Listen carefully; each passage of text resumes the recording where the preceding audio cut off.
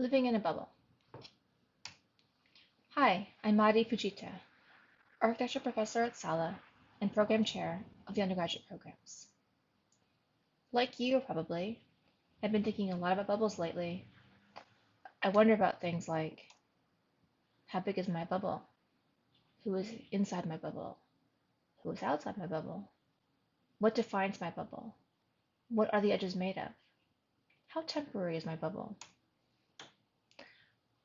What are novel forms of bubbles? What will bubbles look like in the future? What will the future look like?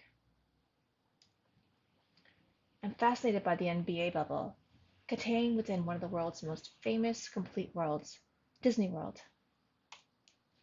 It's truly a bubble within a bubble. Players, coaches, and staff are required to follow the rules in a 100-plus page manual. Disney Magic Bands were reprogrammed to serve as both a passport and a tracer within the bubble.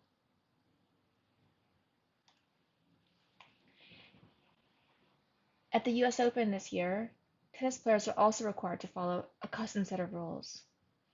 Players who have contact with other players with confirmed cases of COVID-19 are not required to withdraw, but instead have to sign a second agreement and enter what Kristina Mladenovic describes as, quote, literally a bubble in a bubble.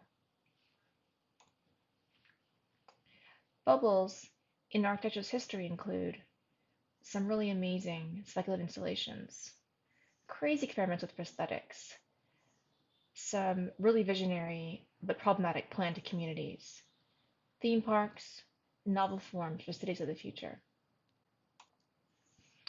Bubbles today refer to social pods, school pods, chosen families, support circles.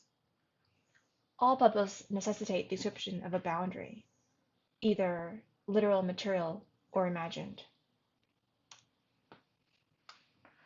While the early stages of the pandemic were characterized by a world created extemporarily, an adhocracy born out of benign paranoia and anxious hope, the emerging future might also be impulsively decided, sketched on the world by chalk-wielding drones and supermarket clerks with tape guns.